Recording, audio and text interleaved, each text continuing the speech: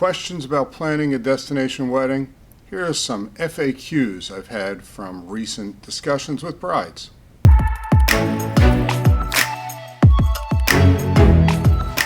Hi, this is Jack with Vacationese. Do me a favor and subscribe.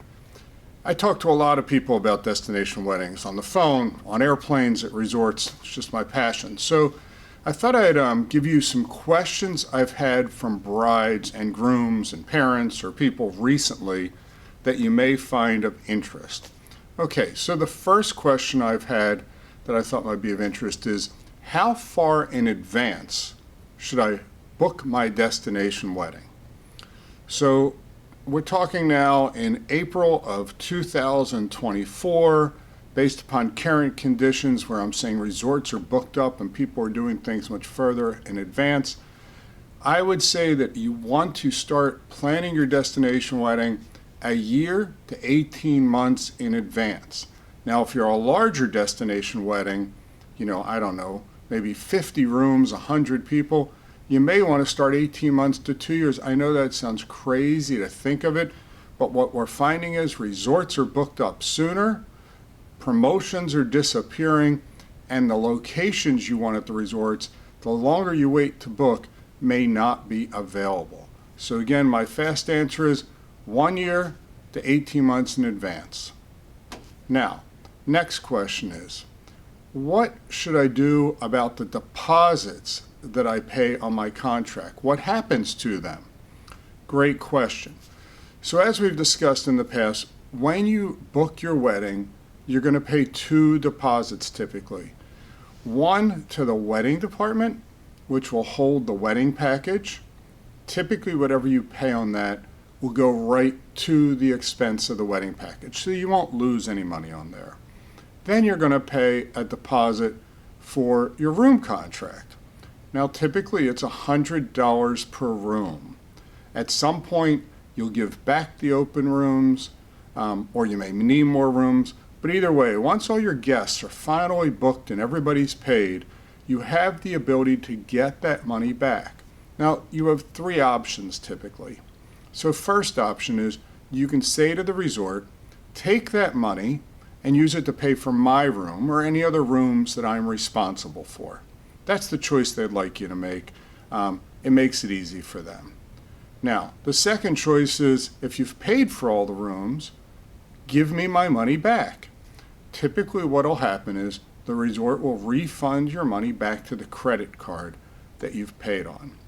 The third choice, and this choice is very, very limited anymore, is can you move that money over to the wedding department to pay for wedding extras?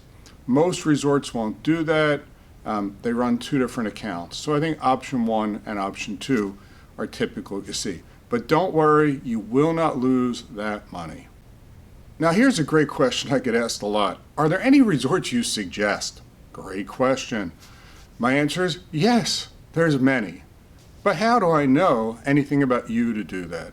So whether it's you're working with me at Vacationese, or a competitor that actually does things the right way versus just slams you into resorts, the answer is we go through a process where we learn about you, your guests, your budgets, your dreams, what you want for your wedding. At that point, then we can put a list of resorts that we suggest for you. Other than me just spouting off the name of a resort and not knowing if you have kids or a party resort or you're foodies or your budget is high or low, it's kind of not a great idea to just come up with resorts and just say, well, these are some good resorts. So anyway, the answer is yes, there are a lot of resorts I like, but we need to find the resorts that are perfect for you and your guests, not perfect for me. Here's a question I get a lot. When is the least expensive time to have a destination wedding in Mexico or the Caribbean? Great question. So two costs associated with a destination wedding. One is the wedding cost over here. Those pretty much stay stable. We don't really see the resorts varying the cost by time of year. Some do, but most don't. Then you have the other side of the equation, which is the room cost. What does it cost to stay at the resort? Those costs do vary. So what I would say to you is Depending upon the time of year you pick, you will find the cost change.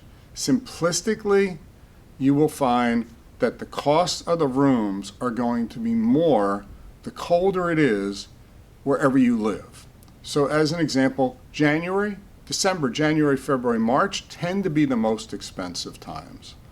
And then summertime and fall tend to be least expensive. But that's a really simple answer. I'm going to do a video on this because it's actually a complex question. Okay, here's a question that I never thought I'd hear, but it's a great one actually. Can I bring my dog to my destination wedding? What led this question? A bride I was working with wanted to have her dog, walk her down the aisle. Yes, that's real. So the reality is, yes, I actually found resorts in Mexico and one in Jamaica and a couple in the Dominican Republic that will allow you to bring your dog. Now, each resort had different restrictions in terms of the weight of the dog, the size of the dog, the type of the dog. Some of the resorts actually had doggy parks, which was pretty cool. So the answer is yes, you can bring your dog. Now, I don't know about cats or other pets, but I do know that there are resorts, a very limited few, that will allow dogs. Now, this question is a great question also. Should I DIY my destination wedding? Here's a simple answer. No! Okay, let me just put some qualifications on it. If it's only you and your fiance, sure, do it. But the answer is if you are going to have a group of people traveling with you, do not DIY your destination wedding. Multiple reasons why, and again, I've done a video on this about 2 years ago. I'm going to do another one in the near future.